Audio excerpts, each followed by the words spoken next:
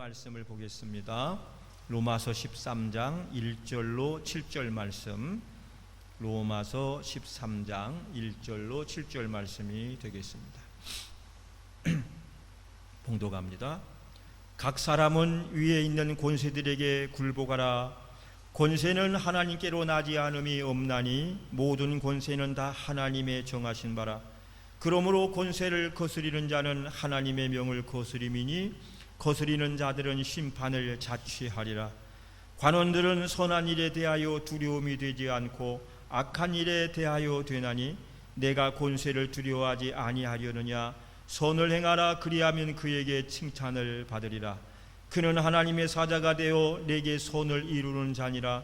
그러나 내가 악을 행하거든 두려워하라. 그가 공연히 칼을 가지지 아니하였으니 곧 하나님의 사자가 되어 악을 행하는 자에게 진노하심을 위하여 보응하는 자니라.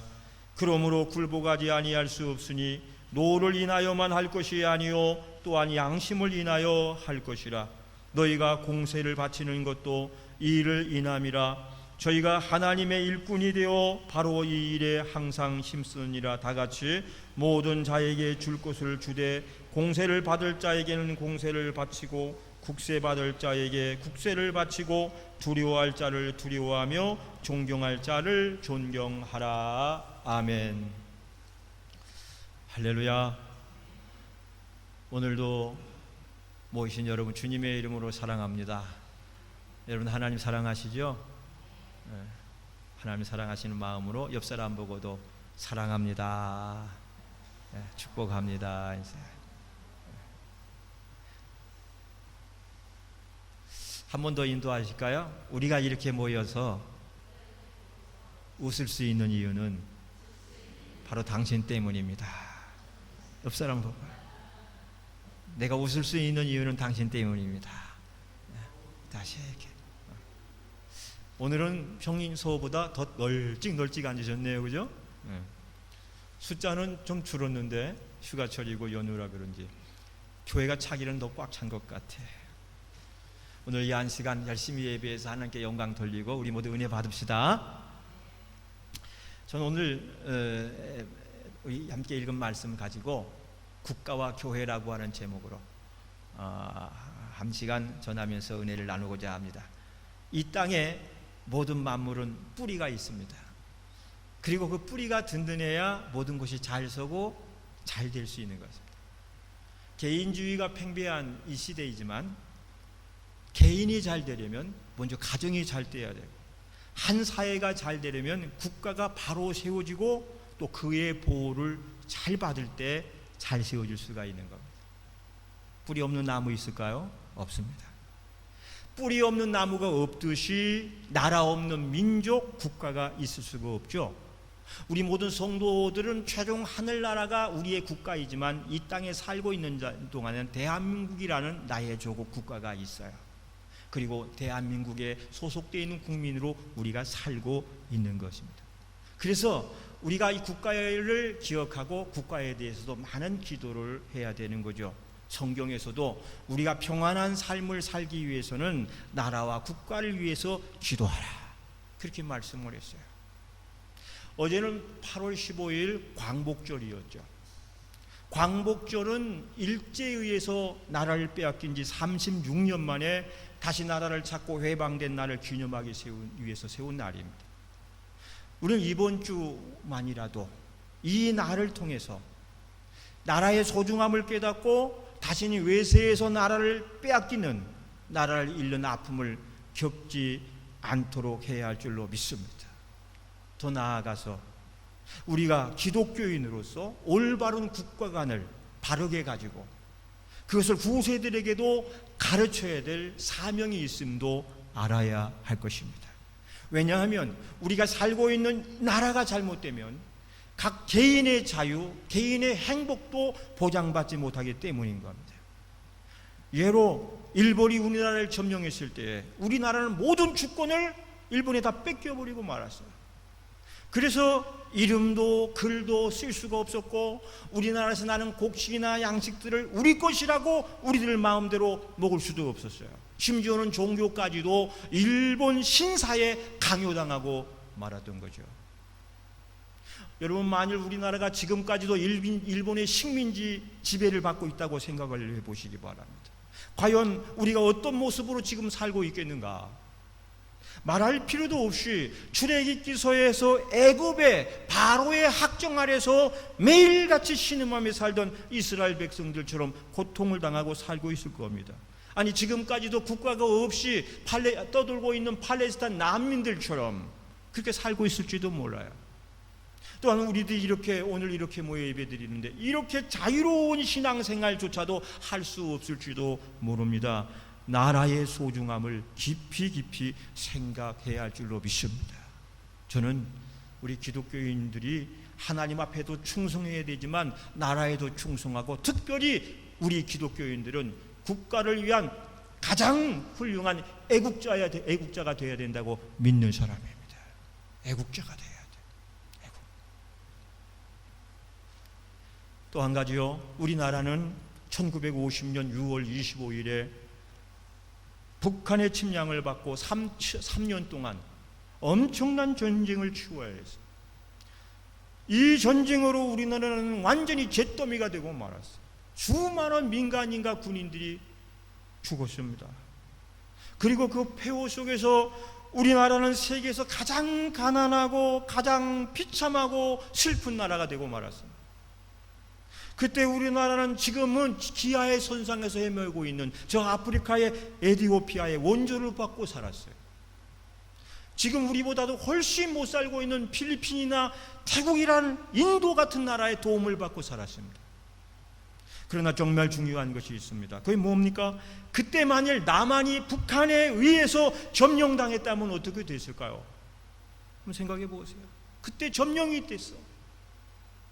아마 오늘 우리들은 지금 현재 북한의 주민들처럼 살 거예요. 북한의 주민들처럼. 김정일, 김정은으로 이어지는 독재자들을 우상 숭배하면서 그들 부자 만세 외치면서 노예처럼 종처럼 살고 있을 것입니다. 여러분, 오늘날 세계에서 가장 가난한 나라가 어느 나라예요? 가장 자유가 없는 나라가 어느 나라예요? 그 나라가 바로 북한이라는 나라입니다. 그러면서도 입으로는 가장 잘 산다고, 가장 잘 사는 나라로 착각을 하고 살고 있는 나라. 김정일, 김정은 수용의 은혜로 잘 먹고 잘 입고 잘 산다고 앵무새처럼 교육을 받고 그래서 사는 자유가 없는 나라 북한인데, 아마 우리가 지금 그렇게 살고 있을지도 몰라요. 6.25 때 점령당했으면 지금도 금년에도 변함없이 그 나라는 식량 부족으로 개성 중심으로 수만 명의 사람들이 기아에 허덕이다 죽고 있다는 거예요. 이번 장마, 홍수로 우리도 많은 피해를 보고 있지만 북한은 우리보다 훨씬 더 많은 피해를 보고 있다는 거예요. 영변에 있는 핵시설까지도 침수됐다는 그런 보도도 나오고 있어요. 그런데 정말 중요한 것은 뭐냐 하면, 만약에 적화되었다면 교회는 모두 불태워지고 공산당에 의해서 압수당하거나, 그래서 예수를 믿기는커녕 예수 믿는 우리들은 거의 다 포로 수용소에 끌려가거나 공개적으로 처형당하고 말았을 것입니다. 그러나 다행히도 하나님의 은혜로 이 두 사건 속에서, 일제 36년과 6.25라는 사건 속에서 한 번은 나라의 독립을 시켜주시고 한 번은 유엔군의 도움으로 나라를 지켜낼 수 있도록 해주셨으니 우리는 하나님께 무한 감사를 드려야 할 줄로 믿습니다. 감사해야 돼요.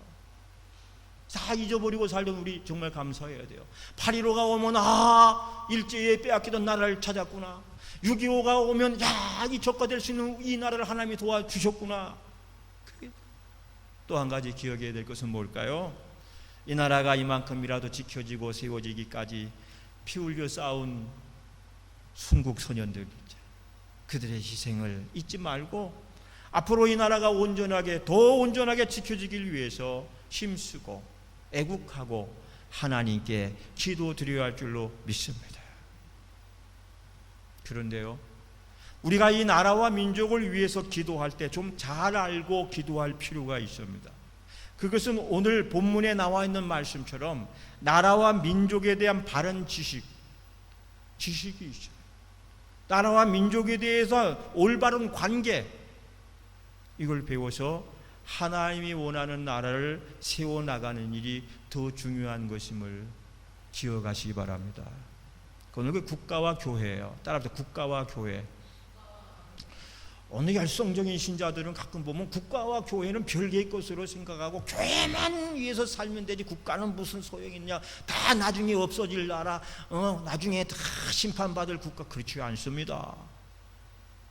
이 국가도 하나님이 세우신 기관이에요.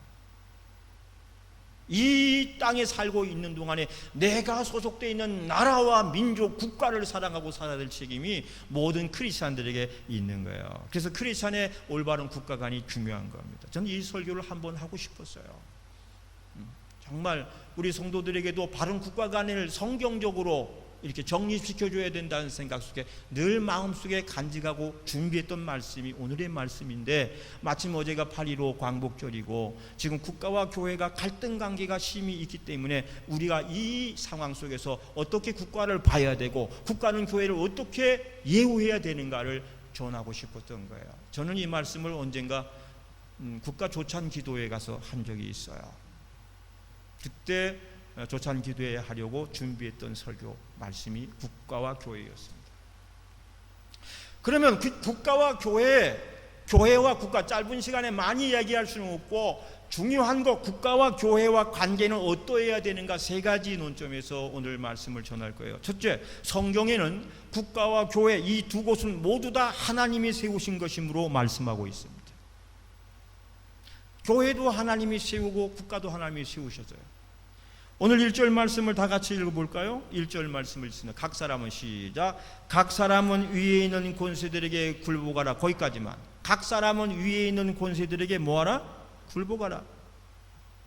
왜 굴복해야 되냐? 그 이유가 권세는 하나님께로 나지 않음이 없으니 모든 권세는 다 누구의 정하신 바요? 그렇죠. 모든 권세는, 위에 있는 권세는 다 하나님의 정하신 바라. 모든 권세는 하나님의 정하신 것이라고 말씀했어요. 여기서 말씀하시는 권세는 국가의 권세를 의미합니다. 국가가 통치하는 권세를 말하는 거예요.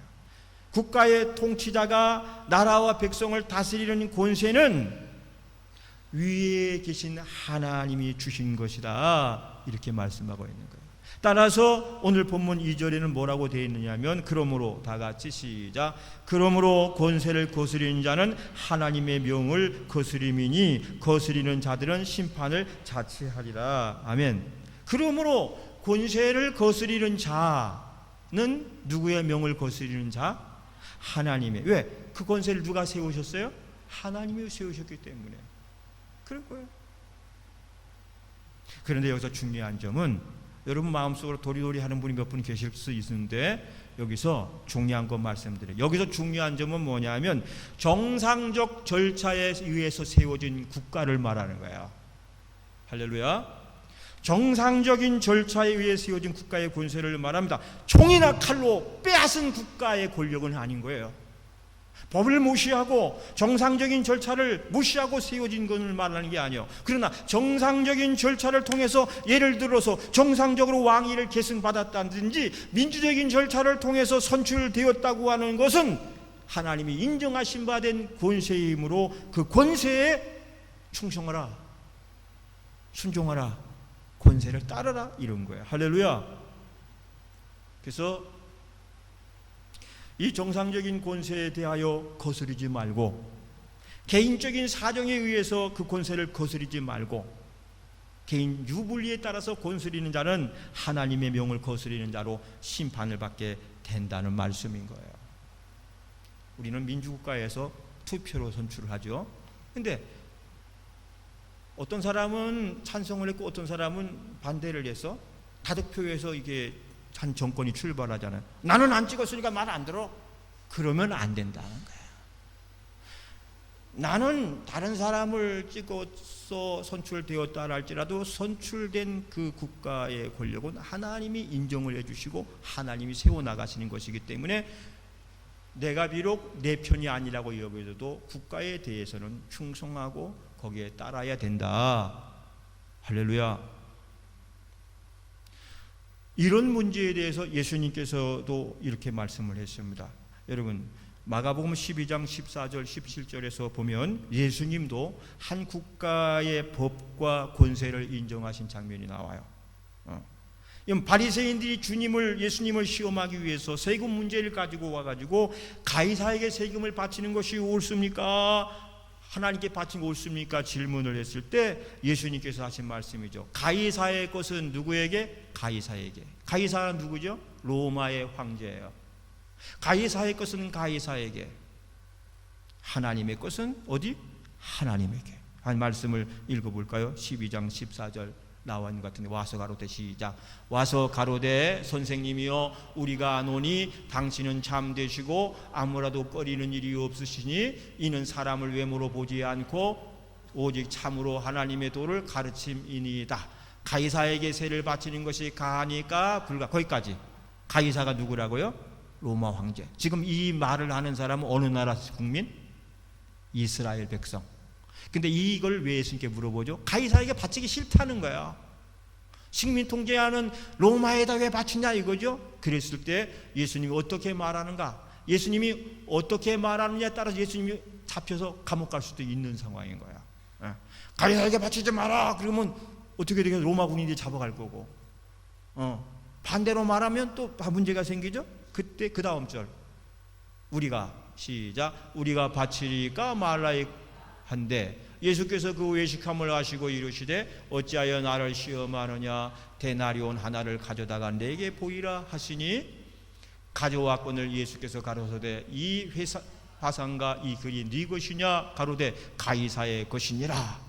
이에 예수께서 가라사대 가이사의 것은 가이사에게, 하나님의 것은 하나님께 바치라 하시니 저희가 예수께 대하여 심히 기이히 여기더라. 아멘. 예수님의 명쾌한 대답입니다. 국가에 세금 내라 이거예요. 세금은 세금으로 내고 헌금은 헌금으로 내라. 세금은 어디에 바치고? 국가에 바치고, 헌금은 어디다 바치고? 하나님께 바치고. 그렇게 하라는 거예요.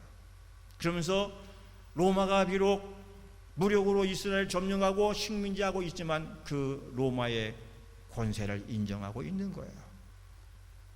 그래서 우리가 분명하게 국가에 대한 정의를 가질 때 국가와 교회는 다 하나님이 세우신 기관이다. 하나님의 관장하에 있다는 것을 첫째로 정리해야 돼. 할렐루야. 두 번째, 이게 중요합니다. 그러면 교회는 뭐예요? 국가는 뭐 해야 되냐? 교회는 국가를 인도해야 돼. 교회는 국가를 바른 길로, 진리로 인도해야 되고, 그럼 국가는 뭘 해야 돼요? 국가는 자신을 진리로 인도하는 교회를 어떻게 해줘야 돼요? 철저히 보호해 줘야 돼요. 이해되셨어요?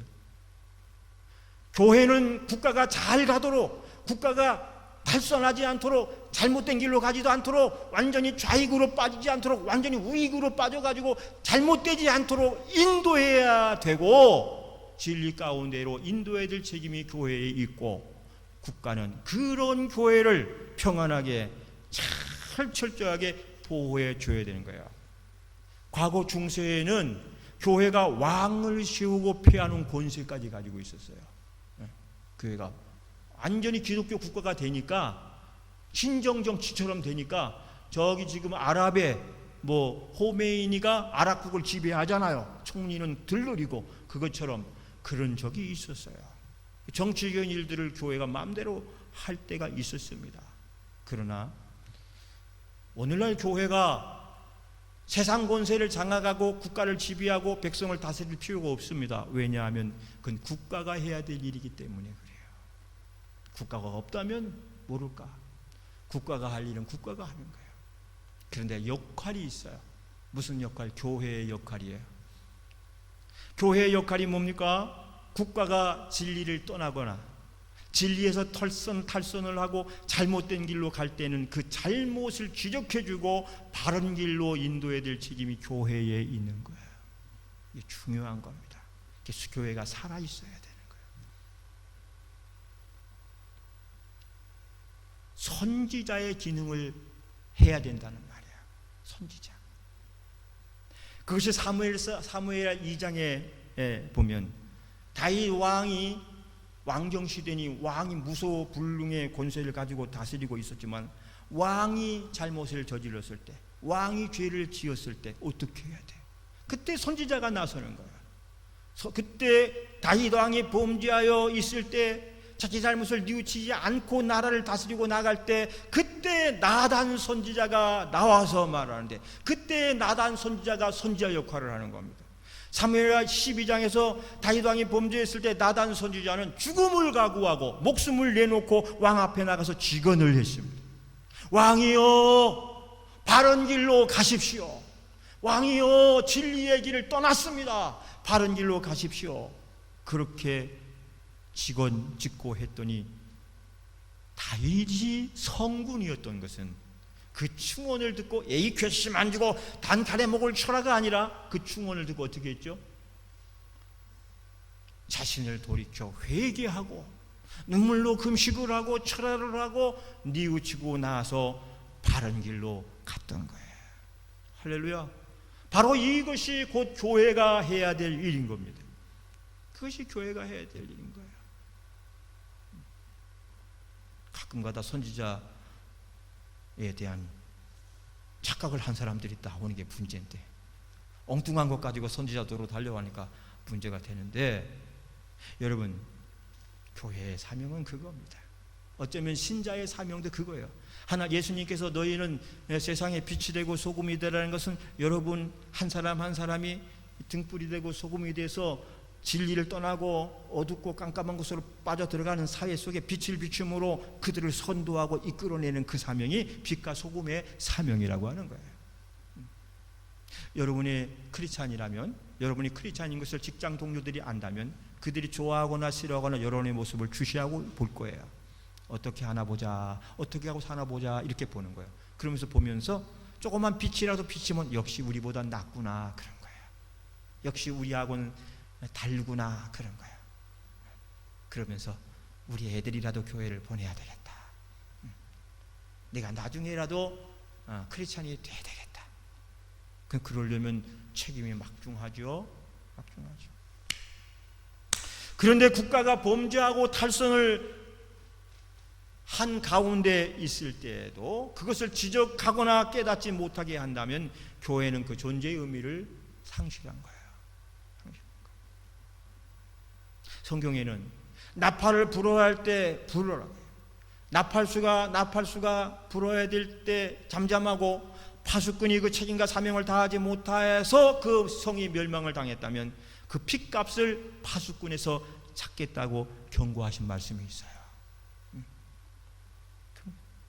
또 한 가지요, 국가가 범죄할 때 교회가 직접 국가를 공격하고 폭력적으로 맞서는 것은 바람직하지 못한 처사예요. 그죠? 그러나 국가의 위정자들이 범죄하고 탈선할 때는 그 잘못을 지적해 줘야 되는 진리의 외침은 교회가 분명히 가져야 되는 거예요. 우리가 일제 36년 때 만세운동 있죠. 만세운동, 3.1 만세운동. 그게 비폭력 저항인 거예요. 나라를 뺏긴 이들이 잠잠히 있으면 당연한 줄 알고 군림을 하려 들 거예요. 그러나 우리 조선의 주권은 우리에게 있다. 우리는 억지로 강제를 나라를 빼앗긴 것이지 합리적인 합병을 한 것이 아니다 하고 국민들이, 백성들이 태극기들을 일어나서 매일 만세운동을 한 거예요. 그 사람들이 돌을 들어가지고 총을 사가지고 쏘고 그러지는 않았어요. 비폭력적이요. 그러나 메시지를 전하는 거야. 가끔가다 시위도 필요한 거야. 난 저기 강화문 광장에서 막 모이는 것은 별로 안 좋아해요. 근데 가끔가다 그 모임도 필요할 때가 있어요. 그러니까 한국의 시위 문화와 미국의 시위 문화가 다르고, 한국의 민주주의와 미국, 유럽의 민주주의가 좀 달라. 그건 아셔야 돼. 유럽은 이미 몇백 년 동안 이게 이 발전해 가 있는 이 민주주의이기 때문에 그렇게 이념적 대립이 없어요. 그러나 우리는 6.25 때부터 생긴 이념적 대립이 60년, 70년밖에 안 되기 때문에 아직도 이게 지금 이데올로기 싸움을 하고 있는 거예요. 사실은 정말 더 잘 사는 나라를 어떻게 세울까라기보다는.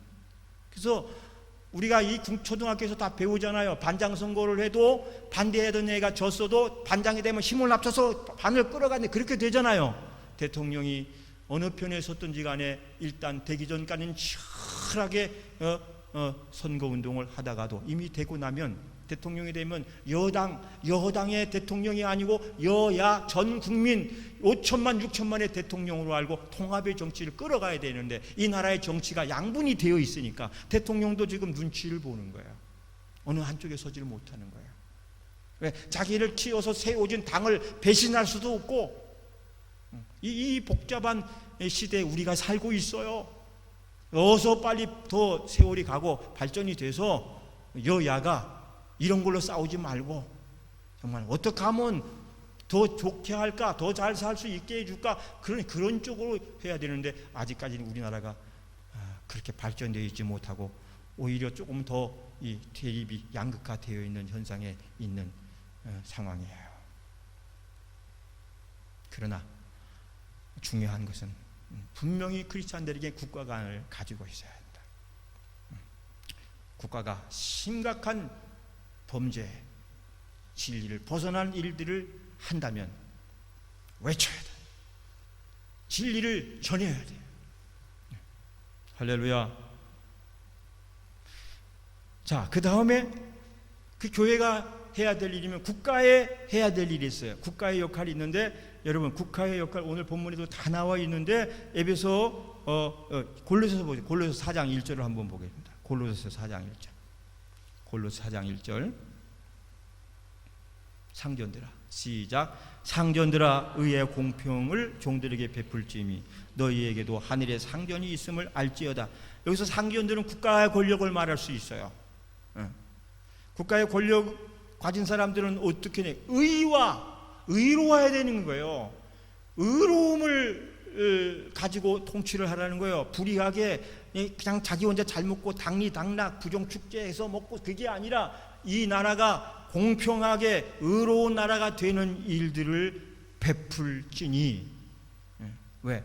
너희에게도 하늘의 상전이 있으니 너 위에도 하늘의 권력이 있으니 하나님을 두려워해서라도 이 나라를 의와 공평으로 이끌어 가야 된다. 그거예요. 그것이 국가가 해야 될 일이고 또 에베소 6장 9절을 보겠습니다. 에베소 6장 9절 상전들아 여기 상전들아라고 똑같죠. 시작. 상전들아 너희도 저희에게 이와 같이 하고 공과를 그치라.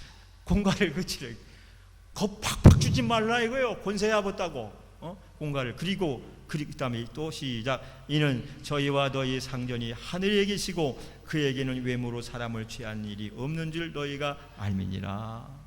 너희의 하나님의 권력이 있음을 두려워하고 사람을 외모로 하나님도 취하지 사람이 사람을 차별하지 말라는 거야. 너는 내 편이고 나를 찍어줬으니까 너한테 잘해줄게. 넌 나 반대했지 그러면서 불이익을 주고 그런 일들을 하지 말고 의와 공평으로 이 나라 백성들을 보호해주고 공급해주고 잘 살도록 해줘야 될 사명이 책임이 국가에 있다는 거예요. 그래서 국가는 교회를 잘 보호해 줄 뿐 아니라 국민인 성도들을 잘 보호해주고 이들이 평안하고 또 편안한 생활을 할 수 있도록 힘써 줘야 되는 거예요. 교회가 자신들의 마음에 안 든다고 마음대로 탄압을 한다든지 정상적인 종교활동을 제한한다든지 하는 것은 국가가 해야 될 일이 아닌 거예요. 코로나19가 첫 번째 막 굉장히 기승해 갈 때 갑자기 아무 예고도 없이 사전적인 의논도 협의도 없이 서울시장이란 분이 경기도지사란 분이 막 무조건 교회 폐쇄 막 명령이다 이런 한 적이 있었죠. 그죠? 이걸 몰라서 그러는 거예요. 교회와 국가와 교회관을 알지 못하고 교회가 무슨 기관이라는 걸 알지 못하니까 자기 마음대로 권력을 시도로 되는 줄 알고 있다가 나중에 어떻게 됐어요? 어떻게 되긴 교회 기독교 지도자들이 다 찾아가 만났죠. 만나가지고 조목조목 따지고 데이터 가지고 이야기했죠. 그러다 보니까 교회를 그렇게 핍박하고 교회만 공격할 이유가 없는 거야. 그러니까 다시 처리하고 쳐.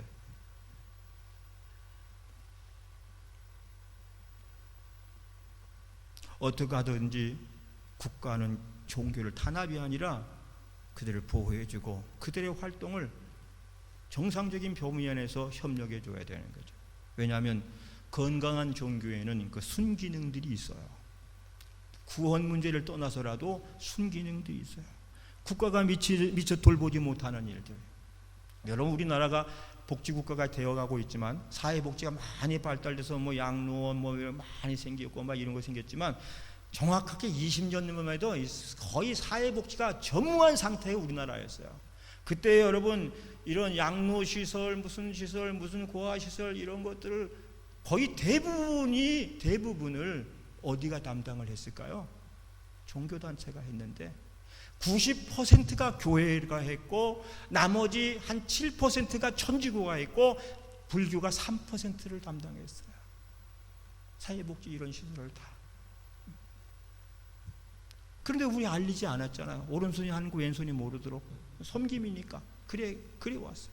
국가가 하지 못했던, 국가가 아예 신경도 쓰지 못할 상황에 교회들이, 기독교 단체들이 그렇게 나아가고 있어요.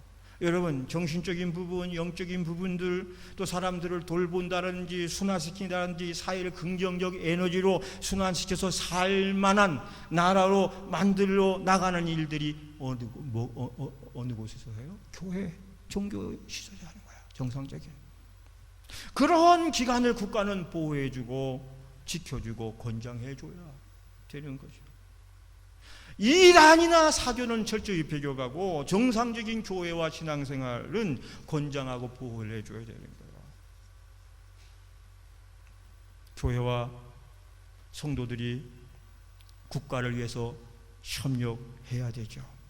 또 그렇게 하는 만큼 그런 교회와 성도를 국가가 잘 돌보고 보살펴 줘야 되는 것은 국가가 해야 될 일입니다. 또 존중과 존경심으로 대해줘야 돼요. 영어로 목사를 패스터라고 합니다. 그리고 미니스터라는 말을 쓰기도 해요. 패스터는 양의 목자, 거기서 원이 나왔고, 미니스터라는 것은 공급자, 필요한 것을 공급해 주는 자라 그렇게 말을 하는데, 유럽 국가들에서 주로 중요한 이 모임이나 회화에서 쓰는 그 용어로는 레버랜드라는 말을 써요. 이 레버랜드는 뭐냐면 거룩한 사람, 존경의 대상이라고 해서 이 외국에서 서양에서의 목사를 존경해요. 최고의 존경자로 보고 있어요. 그런 만큼 대우도 해줘요. 뭐 예를 들어서 비행기를 타면 50% 할인을 해준다든지 좋은 좌석으로 인도. 이걸 좋은 혜택을 국가가 교회와 성직자들에게 베풀어주고 있어요. 선진화된 나라에서. 그리고 유럽의 대부분의 국가들은 교회를 국가가 관리해요. 국가가 세금으로 교회를 관리해줘요. 그리고 성직자들에게 월급을 줘요. 국가가. 그러니까 먹고 사는 문제에 대해서 부담을 느끼지 않아요. 성직에만 이렇게 힘을 쓰면 되는 거예요. 그만큼 국가가 교회와 성직자들을 예우해주고 존중과 존경의 대상으로 이렇게 하고 있다는 거예요. 무슨 말이냐면 교회는 국가를 위하고 국가는 교회를 보호해줌으로 서로 건강한 관계를 가지고 나아가는 것이 정상적인 국가와 교회와의 관계인 것을 말씀드리고 있는 거예요. 할렐루야. 이것은 성경적인 거예요. 마지막 세 번째, 국가의 흥망의 열쇠는 하나님과 교회가 가지고 있음을 알아야 돼요. 시편 127편 1절을 보면 여호와께서 집을 세우지 아니하시면 세우는 자의 수고가 헛되며 여호와께서 성을 지키지 아니하시면 파수꾼의 경성함이 허사로다 그랬어요. 허사로다. 이 말씀은 국가의 흥망의 운명이 하나님의 손에 달려있는 것을 의미하는 거예요. 여러분, 우리가 잘 알다시피 이 문재인 정부가 출발할 때 얼마나 야심차게 출발을 했습니까? 그러나 그 야심찬 출발이 안타깝게도 코로나19라고 하는 복병을 만나서 지금 저렇게 어려움을 겪고 있어요. 4.15 총선을 통해서 정부 여당이 유례도 없는 180여 석의 날개를 달고 얼마나 승승장구할 것 같았습니까?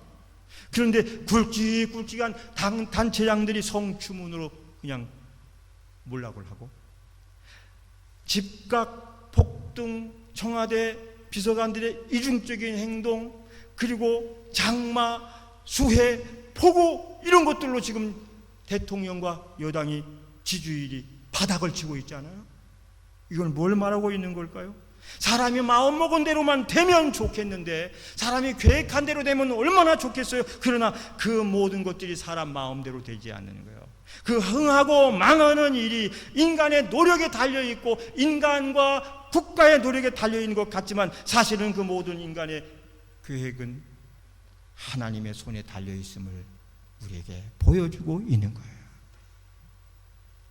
아멘 하시기 바랍니다.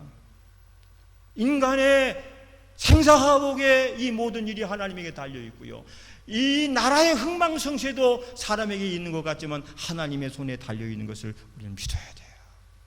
그래서 말씀이 집을 세우고 성을 지키는 일도 하나님이 도우셔야만 된다는 거예요. 하나님의 도우심이 없이는 안 된다는 거예요. 여러분, 하나님이 외면하시면 되는 일도 외면하시면 되는 일도 없을 거예요. 그러나 하나님이 함께 하신다면 다 망해가던 집도 다시 일어서는 줄 믿으시기 바랍니다. 생사화복이 하나님의 손에 달려 있어요.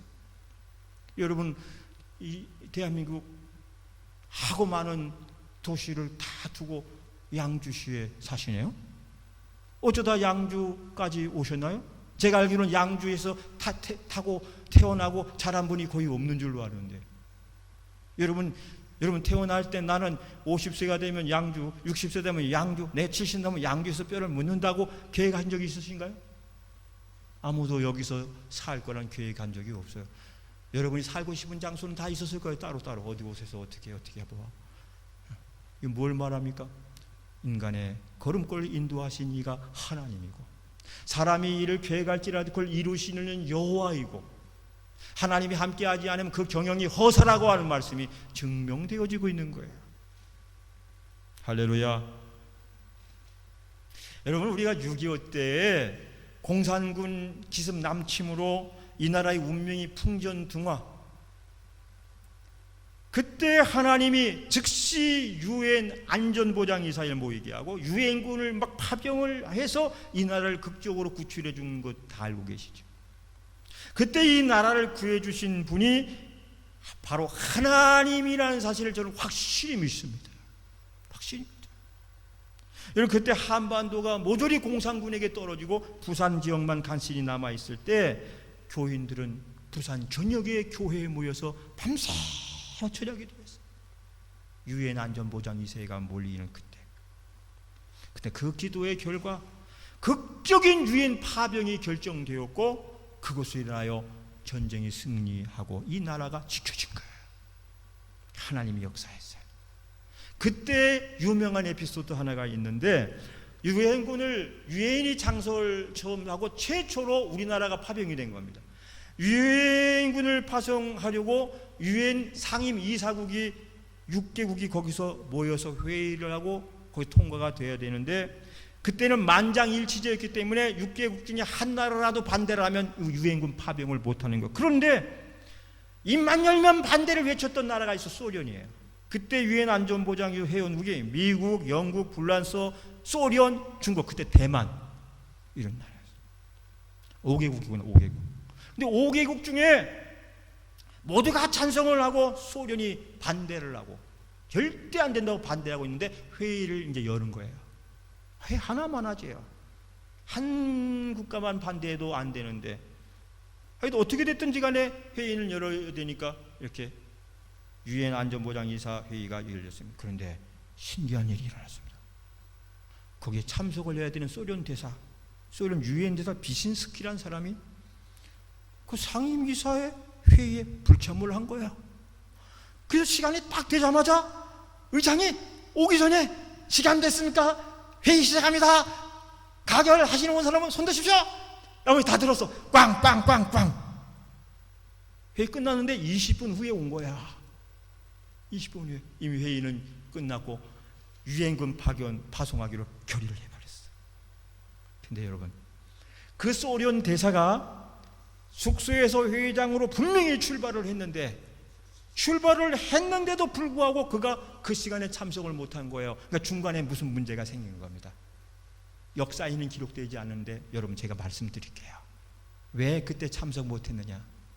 왜 못했을 것 같아요? 하나님의 역사가 있었다는 거예요. 근데 하나님 역사가 너 가지마! 이게 아니라 두 가지 설이 있는데, 하나는 오다가 자동차가 펑크가 나가지고 그 자동차 펑크 난 거 그 바퀴 갈아 끼우고 오느라고 늦었대. 이게 첫 번째 설. 두 번째 설은 뭐냐면 배탈이 나가지고 설사가 죽지 그러니까 화장실 가서 오느라고 늦었다는 설이 있었습니다.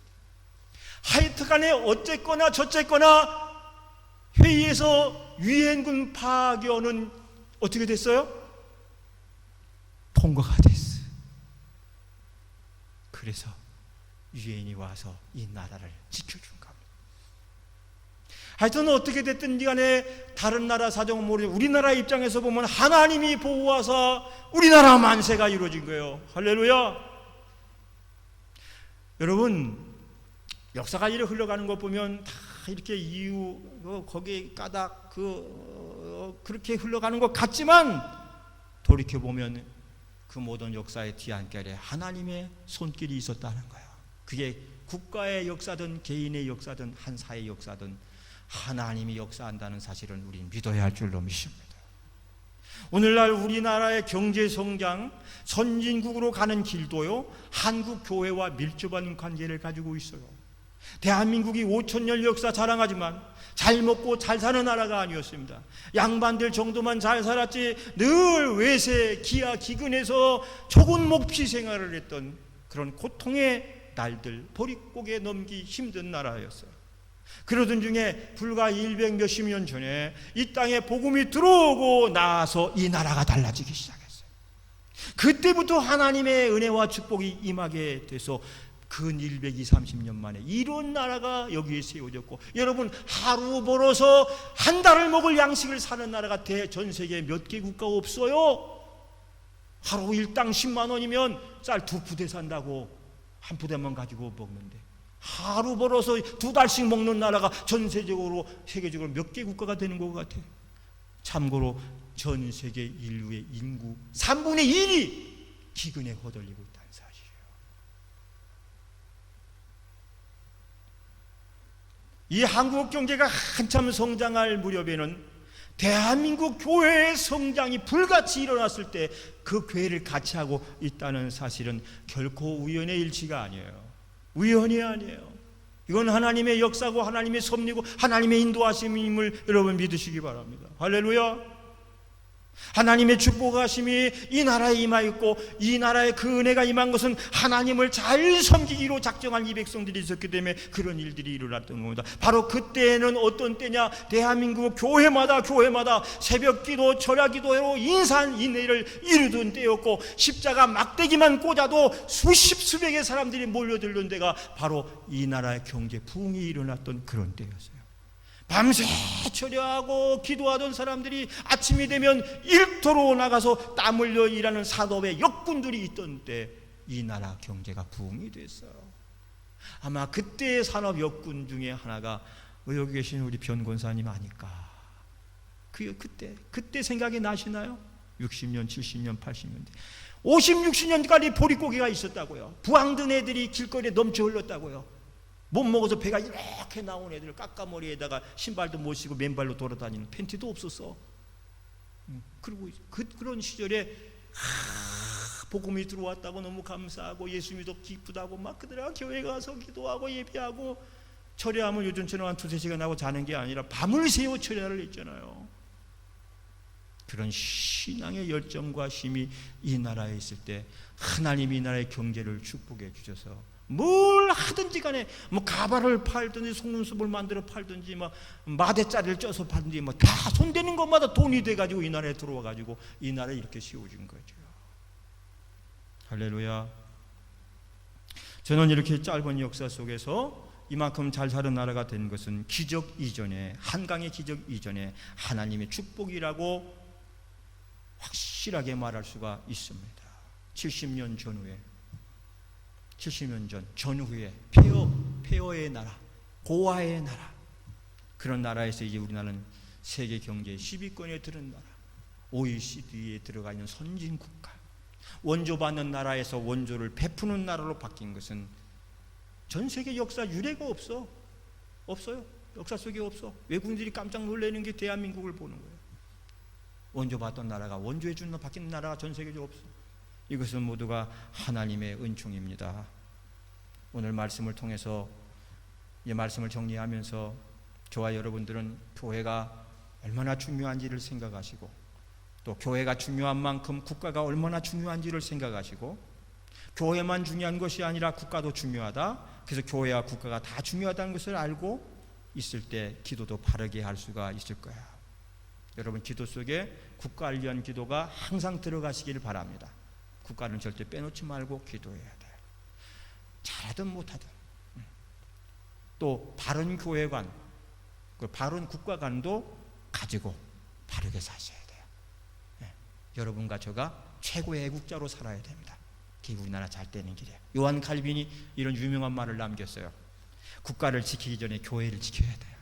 국가를 지키기 전에 먼저 교회를 지켜야 돼요. 왜? 그 교회가 국가를 지키기 때문이다. 이제 우리 한국 교회는 진리의 굳게 서서 이 나라와 민족을 진리의 길로 인도하는 일에 매진해야 될 줄로 믿습니다. 그 대열에서 우리 새로운 교회도 바로 세우고 국가도 바로 세우는 일에 앞장을 서야 될 거예요. 대통령과 위정자들을 위해 기도하고 좋은 기독교 인재를 기르는 데도 힘쓰시기를 예수님의 이름으로 축복합니다.